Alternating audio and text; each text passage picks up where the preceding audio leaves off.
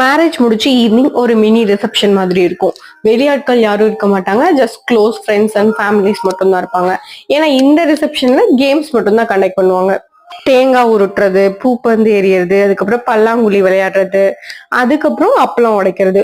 பொண்ணு வீட்டு சைட்ல இருந்து பொண்ணு தான் ஜெயிக்கணும்னு எக்ஸ்பெக்ட் பண்ணுவாங்க, மாப்பிள்ளை வீட்டு சைட்ல இருந்து மாப்பிள்ளை தான் ஜெயிக்கணும்னு எக்ஸ்பெக்ட் பண்ணுவாங்க. ஆனா யார் ஜெயித்தாலும் கவுண்டர் மட்டும் அதுக்கு தகுந்த மாதிரி மாத்திப்பாங்க. அது ரொம்ப ஃபன்னா இருக்கும். இந்த அப்பளம் உடைக்கிறது பொண்ணுன்னா நின்னு 2 கையில சுத்தி உடைக்கலாம், மாப்பிள்ளைனா உட்கார்ந்து உடைக்கணும். யாரு உடைக்கிறாங்களோ ஆப்போசிட் இருக்கவங்க தலையில படாம பாத்துக்கணும். மாப்பிள்ளைக்கு உடைக்கும் போது மாப்பிள்ளையை பிடிச்சி பின்னாடி இழுப்பாங்க, அதே மாதிரி மாப்பிள்ளை பொண்ணுக்கு உடைக்கும் போது பொண்ணையும் பிடிச்சி பின்னாடி இழுக்கணும். ஓவராலா யாரு வின் பண்றாங்கன்னு பாப்பாங்க. மேரேஜ் முடிச்சு நெக்ஸ்ட் டே மறுவீடு இருக்கும். அந்த அன்னைக்கு ஒரு பெரிய ஆண்டால தண்ணி மஞ்சத்தூள் எல்லாம் போட்டு அதுல மோதிரம் கத்தி எல்லாம் போட்டு யாருக்கு மோதிரம் வருது யாருக்கு கத்தி வருது அப்படின்னு பாப்பாங்க. அந்த கேம்ஸ் எல்லாம் முடிச்சு மறுவீடு ஸ்பெஷலான சொதி சாப்பாடும் சாப்பிட்டு சூப்பரா ஃபங்க்ஷனை முடிச்சாச்சு.